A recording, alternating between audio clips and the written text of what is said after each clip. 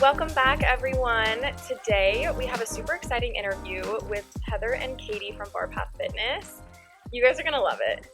We are already motivated to get back in the gym and get our fitness up.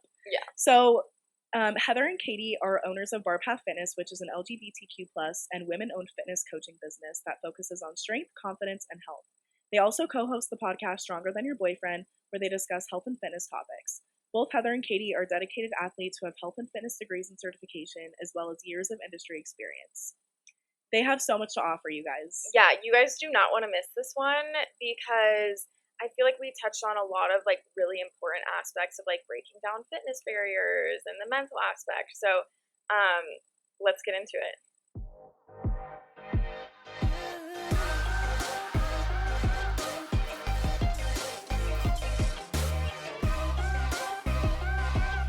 Hi, Heather and Katie. Welcome to the podcast. We're so excited you guys are here. Hi, thanks for having us. Yeah, thanks. Yeah. We are excited to be talking with some fellow podcasters. Yes. Very exciting. Yes. Do you guys want to talk about your podcast a little bit? Totally. Go ahead. Yeah, Heather. so our podcast is called Stronger Than Your Boyfriend. Yeah. And we basically help people to kind of we talk through some of the bullshit in the fitness industry and help people to understand how to get stronger and become more confident versus focusing on aesthetics and weight loss. Yeah, our message is we don't peddle quick fixes because that's really not how you get results. Obviously we're a fitness brand, fitness company, and that's a lot of what you see in the fitness industry nowadays, especially with social media. They definitely promote a lot of quick fixes. So we started the podcast because we wanted to just talk it through and kind of, break it down and explain to people why that's not the best route to go, nor is it a route that will get you results, whether it be physically or, mentally when it comes to fitness. So I love that. I think in the fitness industry, I think there's very distinct parts of it, the more toxic part, Yeah. and then kind of what you guys are doing, and I think it's getting better. But we always need that because focusing on just oh, I need to lose 50 pounds or I need to lose 20 pounds and I need to do all of these things and just follow a diet and just all the toxic stuff, it's not going to work for everyone, and everyone has different goals. And so I think it's great to just focus on strength and building yourself up emotionally, mentally, physically, all of that. I think that's awesome. And I think it's really great too to hear that from two women, because I see a lot on social media about male trainers who I'm I can't relate to you in any way. And how do you know, my body is so different than yours. So what you're saying is going to work is not necessarily going to work for me. So I think that's really important to have these messages coming from two women. Do you guys want to talk a little bit about Barpath and the inspiration behind that and your journey with that? Yeah, totally. Yeah. So the podcast is just kind of one aspect of the business, but the business itself is called Barpath Fitness. And we started Barpath Fitness back in 2016. And we were trainers in Chicago. At that point, I had been in the industry. Oh my gosh, I've been training since 2007. So I've been around a while. Math. I'd worked at universities and things like that. But at this point in 2016, we were both working at kind of a big box gym. I was a group fitness manager and a performance training center manager, and Katie was a personal trainer. And we kind of just saw this very toxic pattern when it came to fitness. One, what we've been talking about of people just focusing on being less than versus how they can build and grow and become more. Especially for women. Yeah, especially for women. And we also noticed that we were some of the only female trainers at a lot of these gyms. And especially when it came to performance and strength training and actual serious programming and periodization and all these training concepts, it was hard to find women in the space. Yeah. I feel like a lot of people, men really, didn't really take us seriously. And that's why we started Barpath. We originally just started it as a blog. We just wanted to bring our knowledge and write content and just kind of see where it would take us from there. But the turnover rate for being a personal trainer, as far as it being your career, is very, very high. It's no matter if you're a man or a woman, but it's between 80 and 90%. Yeah. But it's really hard because what people don't really understand when you're becoming a personal trainer is that most of your job is selling. And obviously you have to be good at your craft, right? You have to be good, but that's the easy part, because most people who get into training, they like working out. They eventually learn how to program properly and help people, with the more experience that you get, it gets, easier to train people, but it's a hard industry. But when it comes to female trainers, they're almost non-existent. Like, and I feel like I was one of the two female personal trainers at the club that I worked at, but the other one would constantly like be turning over, right? There'd just be a new one. And I was like the only consistent one. And I'm like, okay, this is weird. And then, you come out, we moved out to Colorado, kind of saw the same pattern. So we were like, wow, okay, we really should almost capitalize on this and be that female voice that's trying not to push a bunch of bullshit, because you do see a lot of that on Instagram. You see like women in fitness and they look great. And we're not putting anyone down for that, but it really becomes an issue when it's like, you can look like me, just do this program that I'm doing. And that's not how it works. Like, everyone is so different. And that's not how programming works. Like, these people are probably getting paid to work out and getting paid to have this body.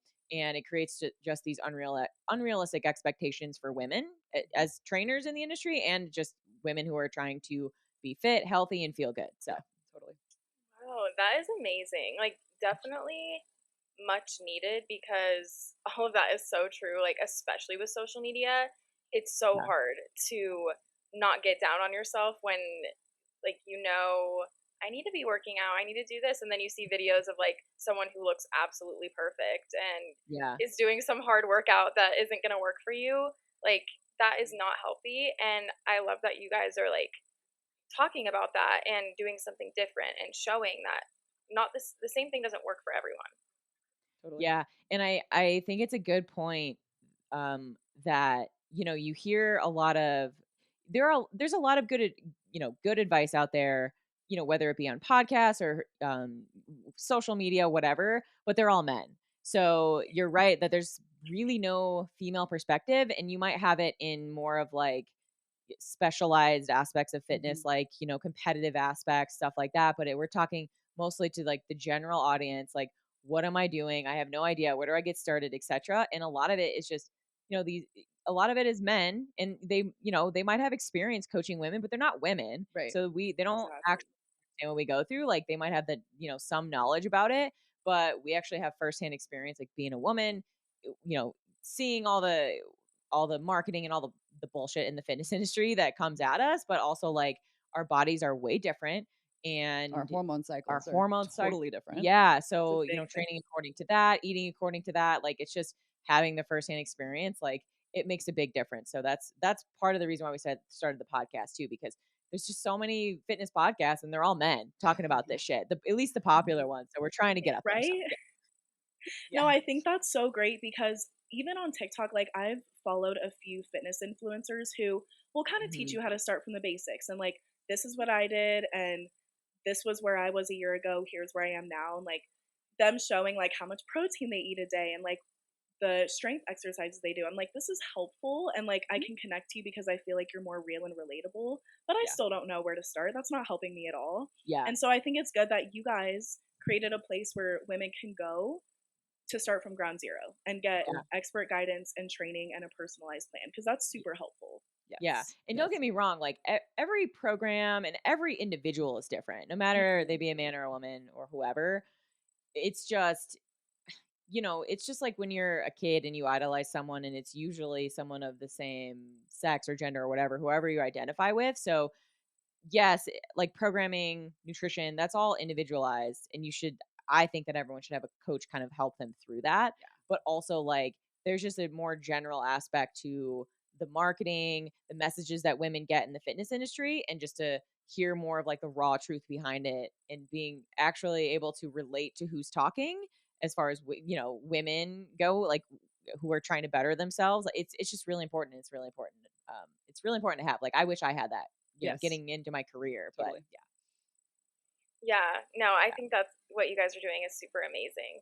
Awesome. So did you guys meet while like in the fitness industry? Like, how did you guys meet?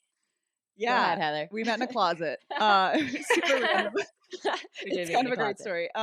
So We were I both was still in the closet, yeah, technically. yeah, we were both Okay. actually in the closet, and we met in a physical closet. So I I was the coordinator of fitness at Loyola University Chicago. Yeah. And so we had just done a big expansion, and I was in charge of this expansion. And I was unpacking some equipment in the group fitness studio closet.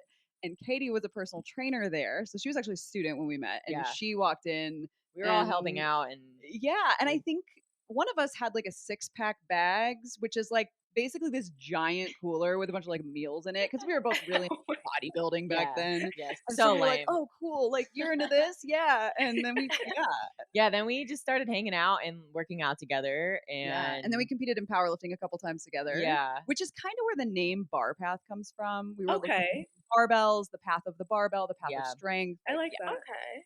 yeah, and then yeah, from there it just yeah. kind of grew. So yeah. Aw, That's that's so so cute. cute. That makes me believe in love at first sight. Yeah, So, have pretty you much. guys faced, I'm sure you have, being in a male dominated industry, but what Yeah. specific challenges and prejudices have you guys faced as a woman owned business, but also a queer owned business? Yeah, totally. I do. We get asked this question sometimes, and I do feel like my queer identity, and I don't. This could be because we're privileged in the way that we are. Like we're very female presenting, right? So we present as the gender we identify with. Mhm. So I think for that reason, we have not faced as much discrimination or anything about being part of the LGBTQ plus community Yeah. as we have as just being women in general. Yeah. Okay. Yeah, I definitely agree with that. It, I I think it's because of the reason you said, like Yeah. we don't have a more like non-binary look, I guess you could say. I mean, Yeah, like our friends in the trans community have they've- certainly faced a ton of I can issues imagine. with being in this industry. It's very, very hard. But for yeah. us, Yeah, like for me, like I'm just like a tomboy, but I still like identify female, you know. This is the kind of gay that I am, but for yeah, definitely we haven't had really any. Luckily, a lot of our clients are also part of the community Yes. too. Okay. Because when we were training in Chicago, we lived in Boys Town, so it's just a big old gay community. So Okay. it was great. that, yeah. So that wasn't really a big issue, but the issue was more so being female, and I don't think it wasn't like anyone was just actively like, oh, I don't want that female trainer. It was just their inherent biases that they have Yeah. going into Mhm. it. Women trust men and women, they trust men more. And especially if they're like a big jack dude versus me, like I'm not that tall. Like I have some muscles, but when you're in your like training uniform, you're not like showing off your muscles. And Right. when you're a woman, like we talk about this, I feel like I've said this 3 times now, but when you're a man in the industry, you can just like be kind of fat or chunky and then have like big shoulders and everyone be like, "Oh my god, like they're so muscular." But if you're a woman, you have to be like to be perfect. you have to be perfect. You It's have to be yeah. muscular but not too muscular. You have to be lean but not too lean. You have to have an ass but not that big of an ass. Like it's just so It's so true. stupid. So like if I look healthy. I don't look like super ripped. Like I mean, I'm muscular whatever, but like it shows differently in men, and then they just have more of that confidence because they're like, oh well, I know what I'm talking about when I'm working out. And definitely like getting into personal training full time, like I had some a little bit of imposter syndrome, like just Yeah. kind of learning the ins and outs of it, and just kind of starting to grow my own business within like the club setting.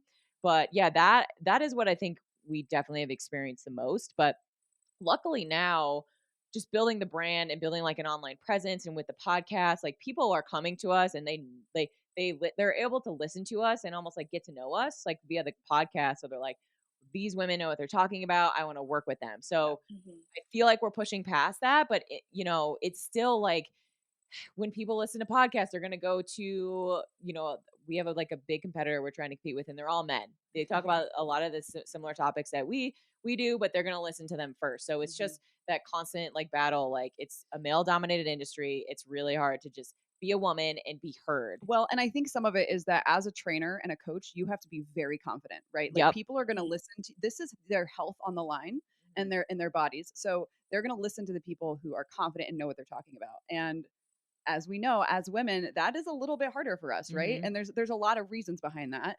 Mhm. And then also I talked about this the other day on one of our podcasts, but women in this industry, you have to take a lot of risks. And women tend to be there's some studies out there that say that women take less risks, but they're finding that it's not because we're not willing to take risks. It's not like we're just like inherently less risk takey than men. It's that the consequences are higher for us Yeah. when we take a risk if we fail. Yeah. So that's a big reason why like I don't feel like there are that many women owned like gyms or women owned fitness brands, etc. because of that, because it's such a male dominated space. And yeah, it's just crazy thinking back when I first got started in the gyms in Chicago. It was just like most of the other trainers were men, and I I know my shit, and like, granted, I've grown a lot. Like, I've built a lot more knowledge, and I wasn't obviously like the best trainer when you first start out. But man, looking at all of the other dude trainers, and I'm like thinking back, like, what the fuck were they doing? Like, their programming was stupid. They're having their clients do some risky shit, and I'm like, this is so dumb. And these women or these people are trusting them because they're like a big jack dude who dudes will pretty much see results if they just touch a weight. Like, so it's like here for They them. have the testosterone. Yeah, they had the testosterone. Like, it's a lot harder. Like, we have our cycles that we have to compete with almost. Like, shit has to be not Dialed perfect, but in. it has to be more dialed in than men to really see like the muscle growth and to be able to, sync up with your hormones. Like, let's capitalize on this time of the month where you feel stronger, and then you're gonna feel not really lean leading up to your period. Like, there's a lot of things that go into play, but like I said, like a dude can just have some jack shoulders, have chicken legs, and everyone It's be like, so oh God, I true. trust him so much. And it's just like, yeah. No, that is so true. It's such a double standard because you guys Yep. said like women have to be perfect, which is true. You have to Yeah. be the perfect societal standard body type. And then men, we see somebody who isn't necessarily all that healthy, but looks healthy, Yeah. and we're more apt to trust them. But there are Yeah. so many reasons, like it, there are so many different aspects of women's health that make it difficult to like stick to a consistent routine that you see Yeah. results for. Like I cycle syncing is like kind of a new concept to me, but like I've heard like you want to um work out and eat according to your cycle because of our hormones, and that's way Yeah. different than men. And so I think Yeah. that's really important, like hearing female trainers talk about that, because it's kind of a new thing to a lot of women, I think. Yeah, so we did a whole podcast on this, and with your cycle, you don't necessarily want to change how you train, but you still want to do your strength training. You still want to incorporate that in. It's just certain times of the month you're going to feel stronger, the first Okay. couple weeks of your cycle, and then the back half you're going to feel a lot weaker. So it's more about managing that mentally, but also physically, like being able to self regulate and say, I, my period's about to come. I don't feel super strong. I'm not going to push the weights. I'm not going to do this. This is the time where I'm probably going to eat a little bit more. You want to fuel your body a little bit more, pre-period. You want to eat some more carbs. Like, there's definitely nuances from person to person too. Yeah. But it's definitely, it's good that people are talking about it, because I feel like they kind of touted women as like small men in the fitness industry. It's just like, do this, but just, eat a little bit less or whatever. But it's like, it doesn't work like that. Our hormones fluctuate, via a 28 to 35-ish day cycle, whereas men's are like every 24 hours, and they just are constantly getting testosterone. So they're always going to feel good. Whereas we just have to pay attention to our bodies more, and we have to be a little bit less hard on ourselves. I feel like I've met so many women, or I've trained so many women who are like, they're eating so little, they're doing a bunch of cardio, they're not really strength training, they're not doing the right things. They should be strength training, moving a lot more, not killing yourself with cardio, and eating to build muscle, because it's important. It's even more important for women.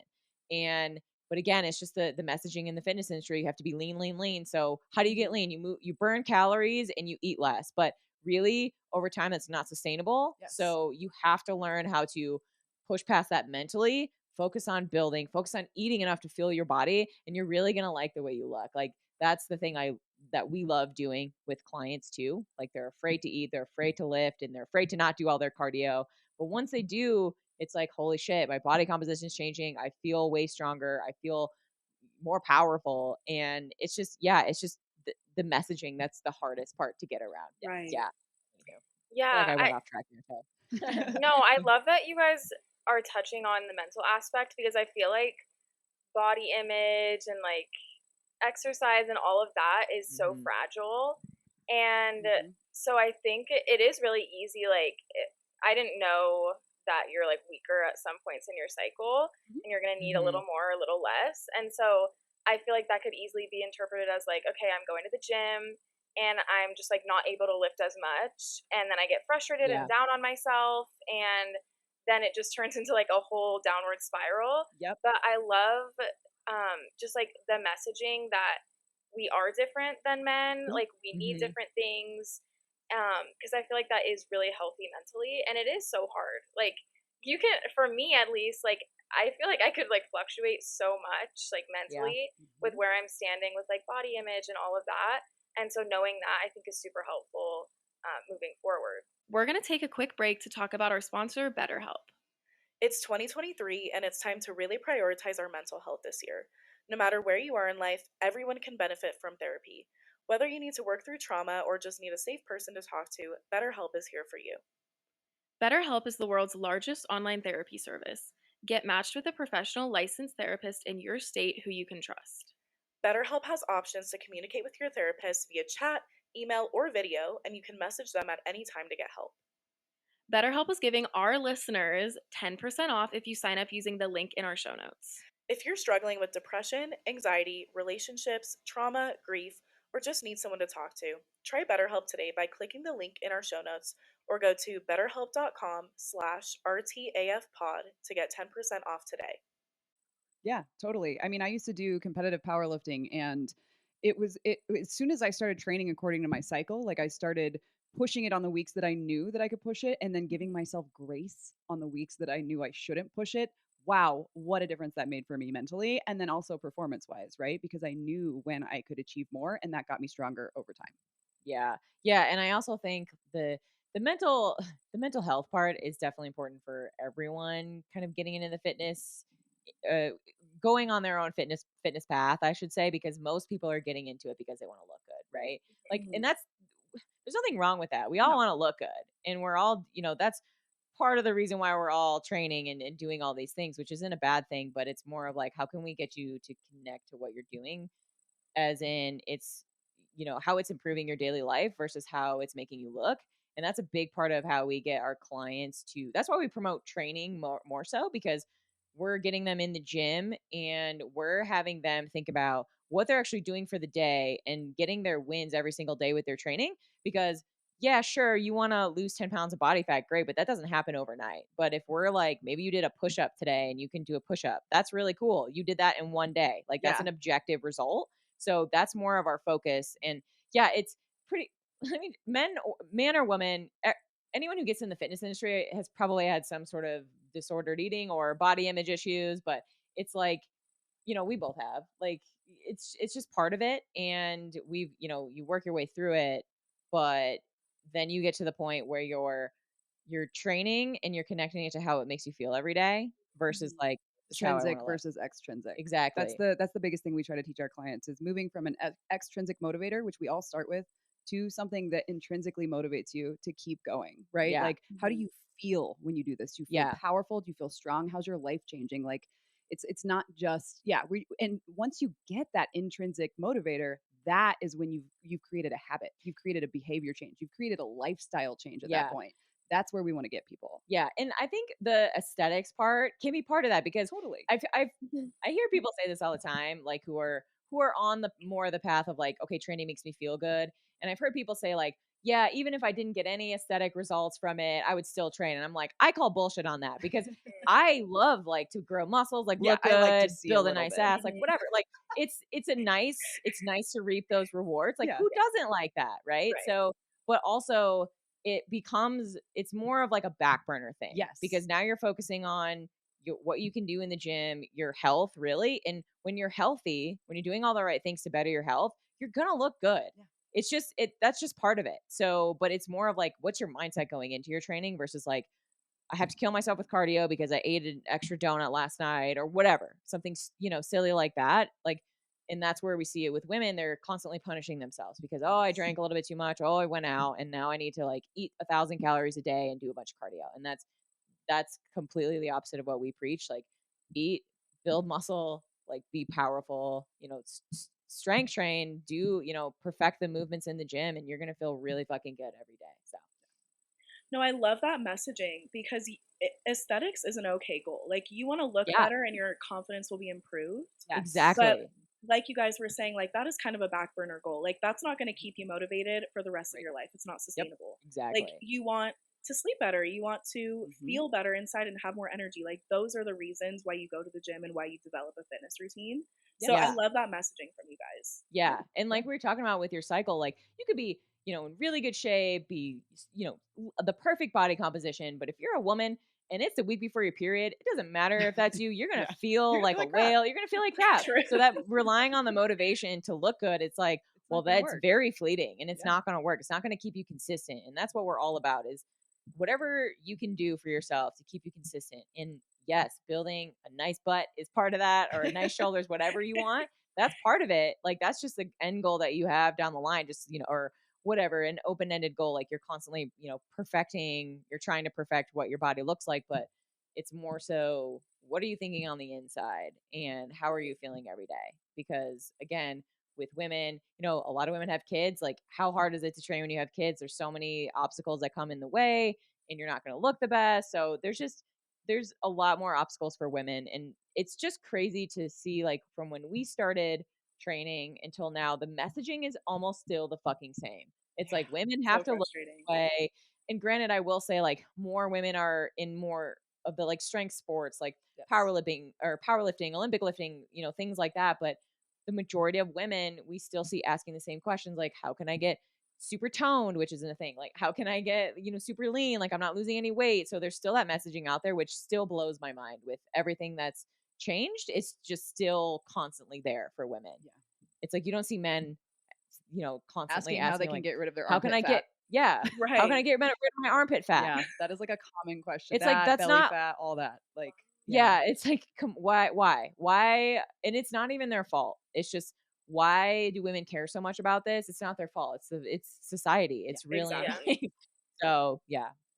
Yeah, I think that's making me think along with like the mental aspect of it, like we see in celebrities. I'm specifically thinking about the Kardashians. Like on their Mm-hmm. show, they talk about how they're like working out all the time, and then when you actually watch videos, the exercises they're doing are like nothing. But Right. like Yeah. they talk about like, oh, I'm so passionate about this. Like I work out all the time. I build my body. But in reality, like there's a lot of like unrealistic beauty standards there. And not just Mm-hmm. with them, but with everyone. Like there's a lot of plastic surgery, a lot of work being Oh, done yes. behind the scenes that we don't see. And so that's another Mm-hmm. reason why I love that you guys are talking about doing what makes you feel good on the inside. And even if you Yeah. do want to look good on the outside too, that's a fine goal. Yeah. But you Yeah. want to feel good on the inside because all of the things that we look at aren't necessarily that realistic, like in the media. Yeah. Yeah. And there's nothing wrong with following like your favorite fitness influencer or whatever. But if you're like, I'm following her to the T because I want to look like her, Yeah. that's where it Right. gets Yeah. iffy. And like you said, with celebrities, even if they didn't have all the plastic surgery, which most of them do, they have all the money in the world. They have Yes. all the time in the world. They They have can personal hire chefs. personal chefs. They can Yep. hire, personal trainer to train them 5 days a week. Like Yeah. everything is so optimized. It's just unrealistic. Like these are people that aren't within the norm of society. Like they're the, outcasts in their own way. So yeah, it's cool to follow them, but also there's a lot of plastic surgery that happens in this celebrity world too.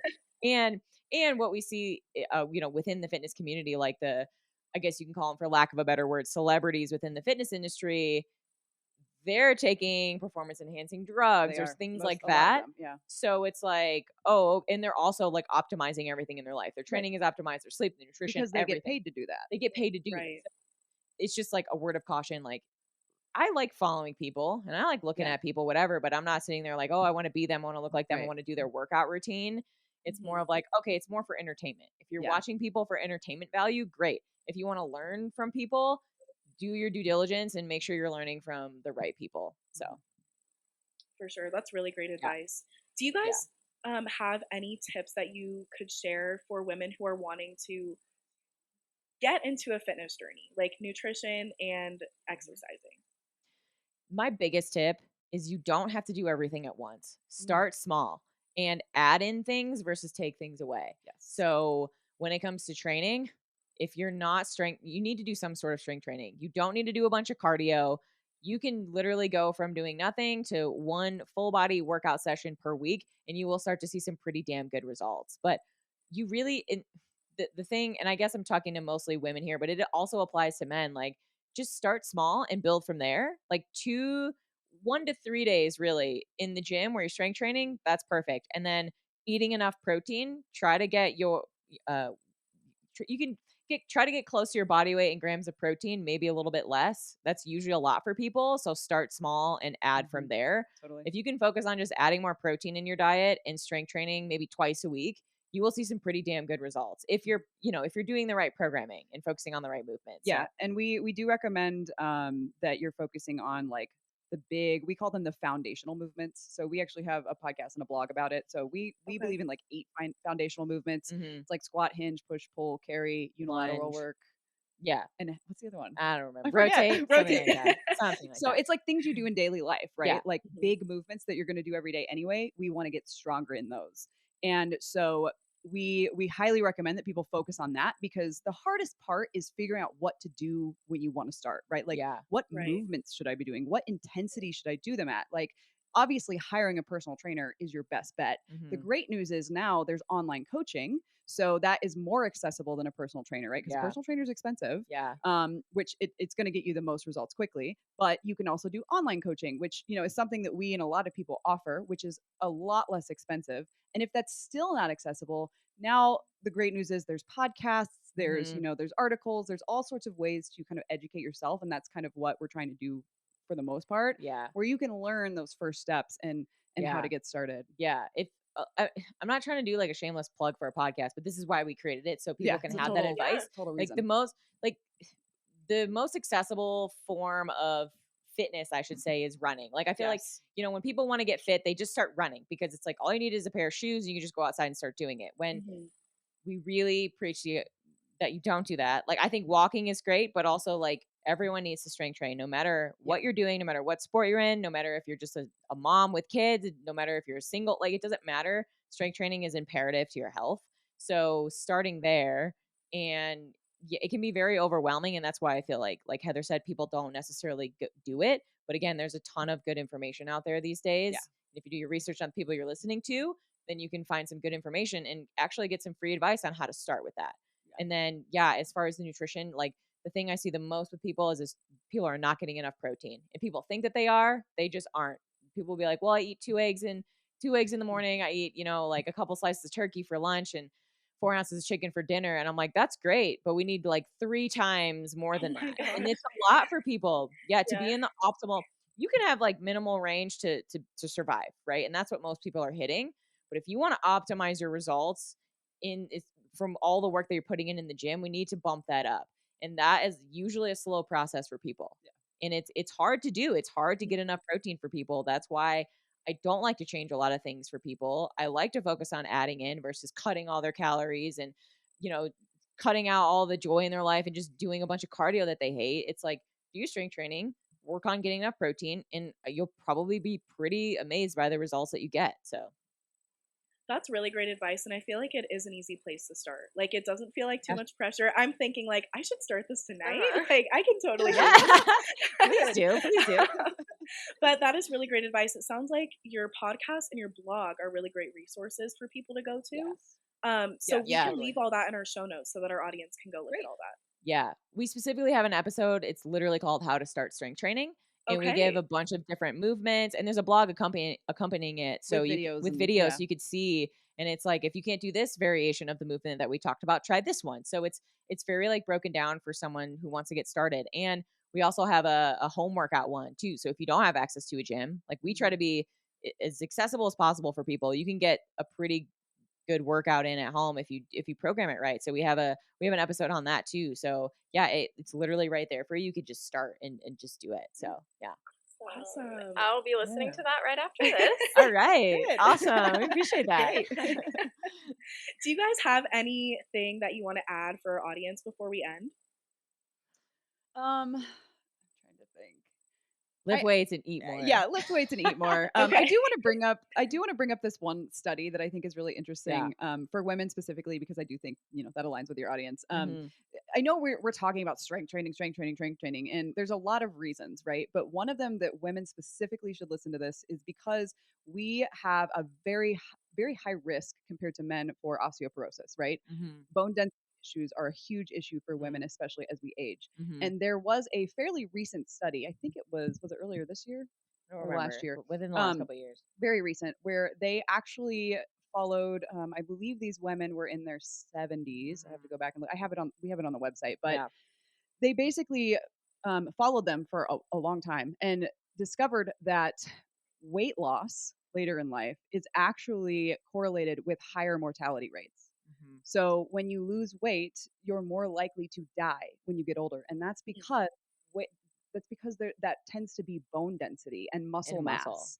And those are the two things that you can only improve with strength training: bone density and muscle mass. Yeah, and just to go along with that, if we're gonna lead with anything, the lift weights, eat more, and throw away your fucking scale. Yes, because that Yes. I've had so many clients who they're building muscle and they're burning body fat, and we have the results to prove it. They're losing inches in their waist. They can see it in their pictures, but their weight is going up, but and I'm like, going up. do you understand what that means? It means you're building muscle and you're losing body fat. But they're like, no, I'm not. Like, this is bad. I need to cut my calories, and I'm like, it's just because they're weighing themselves, and that.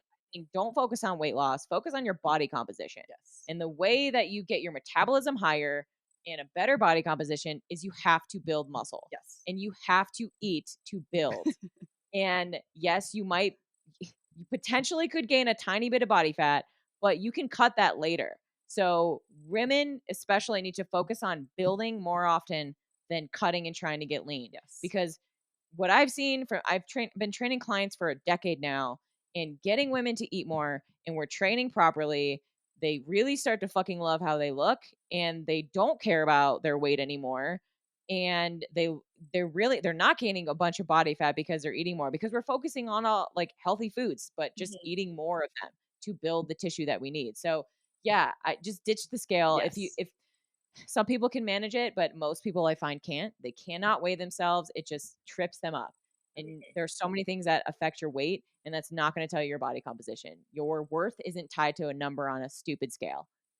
They're not even 100% accurate all the time. So I love how you guys are breaking down the messaging that we always hear. That is, I think that's the best advice. Like, I don't remember the last time I weighed myself, and I'm like so much more confident and happier with that. And I'm not like a dedicated like fitness person. Like, I just know like just throwing away the scale is really great advice, I think too. Oh yeah. Totally. Seriously. Totally. Especially if you are going from not really strength training to strength training, you're probably going to be heavier, but you're going to look way better. Yeah. And it really fucks with people's heads. Yeah. So definitely, I mean, you don't have to throw it away, but just don't do it for a long time. Yeah. Until you're in the right headspace to be able to just check where you're at. So yeah, no more toxic diet culture. No, I can't do it.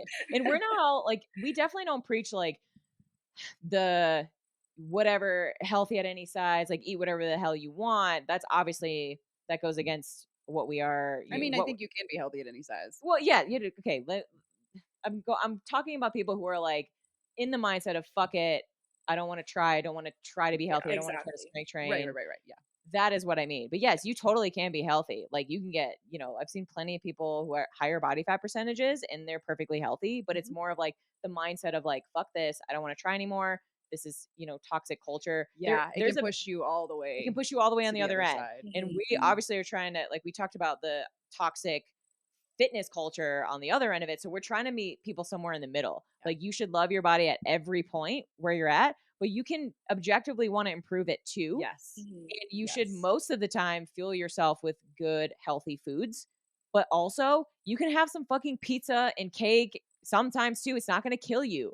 But it's like, let's find the balance. Yeah. Let's find what's going to keep you consistently moving, consistently bettering yourself, but don't swing to either end. So just be careful who you listen to and who you follow, and do it for yourself versus trying to look good for anyone else, really. I love that. I love how you ended on balance and consistency. I think that's like the perfect way to summarize it. Yeah. And I think, thank you guys for coming on, because I think this Yeah. is like going to be super beneficial to our audience. I know Awesome, it's super yeah. beneficial to me. I'm like Yeah. really motivated and inspired. We love that. I love that. That's awesome. Good. Glad to hear it. Yeah. Do you guys have like Instagram or socials or your website that you can share with our audience? Yep. Yeah. Yep. Our Instagram, you can find us at Barpath Fitness. Our website is barpathfitness.com. Our podcast technically has a social media because we felt like we needed to make one, but really follow Barpath. Yeah. But it's Stronger Than Your Boyfriend Pod, I think Yeah. is the Yeah. other one. And then podcast Stronger Than Your Boyfriend. We need to get back on the TikTok. I don't know. It's at You Barpath guys Fitness on should. That'd be TikTok awesome. I'm the too. worst at TikTok. We made some funny videos. We do have some funny videos about like fitness influencers and stuff. It's kind of fun. It's so. exhausting, but It's yeah, we're gonna exhausting. try to start posting on there. Yeah. But and then we do have a Facebook group, Stronger Than Your Yes. Boyfriend, Awesome. to join, and that's our it's a really cool community. We have people posting all the time in there, their lifts, their progress, recipes galore. It's really great. Awesome. We give some promo deals. Yeah, on we some have coaching. a nutrition coach, and she does like a training once a month, and she'll do recipe books just randomly. We have cool. we have a bunch of trainings in there of us like breaking down certain movements, certain protocols, whatever. So it's all free. Yeah, we do a lot of free stuff. A lot of free shit. Yeah, it sounds like it. That's awesome, you guys. We will put all of that in the show notes so people can connect with you guys. Awesome. Thank you so much for coming on the show. Thank you for having us. This was so much fun.